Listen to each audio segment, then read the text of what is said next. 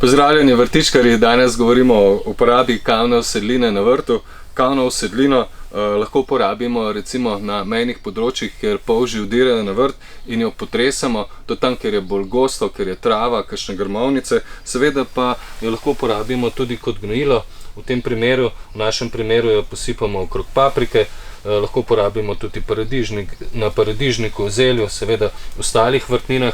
To je pravzaprav zelo dobrodošlo. Seveda pa je treba kavno usedlino, ki jo potresamo po gredi kot gnojilo, odmerjati v ustreznih količinah, nič več kot 1 kg na 10 kvadratnih metrov, s tem ne pretiravamo, kajti kavna usedlina je kisla in v primeru, ko pretiravamo z gnojenjem, lahko zakisamo tla.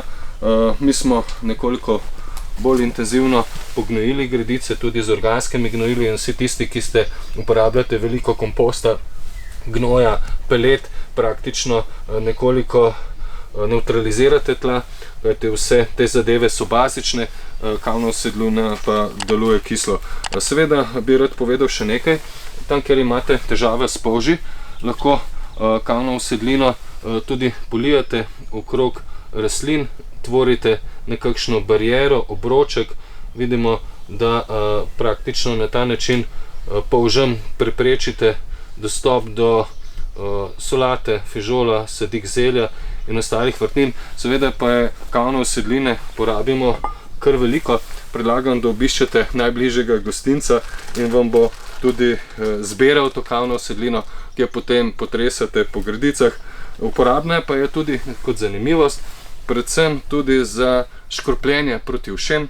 Tukaj imam kavno usedlino, kavo, pravzaprav, ki jo samo rečim z vodo v razmerju 1:1 in na ta način škropim proti ušem na vrtnicah. Lahko jo uporabimo tudi pri ostalih rastlinah. Seveda pa kava, ohlajena kava, je uporabna tudi kot gnojilo za sobne rastline, rečemo jo enako v razmerju 1:1. Sobnim rastlinam pa seveda lahko dodamo kakšno žličko kavne usedline in na ta način poskrbimo, da imajo nekoliko več hranil, kajti kavna usedlina vsebuje dušik, fosfor, kalij, vsa glavna hranila, dušik za rast, fosfor za cvetenje, kalij ima spet druge funkcije, tako da je to nadvse uporabna zadeva.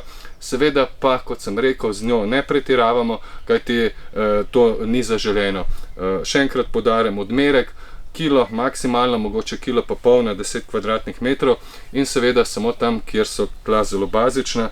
Tam, kjer imamo že v osnovi kisla tla, jo ne uporabljamo. Kar se tiče uporabe kavne zastirke, pri kisloljubnih rastlinah pa je priporočljivo.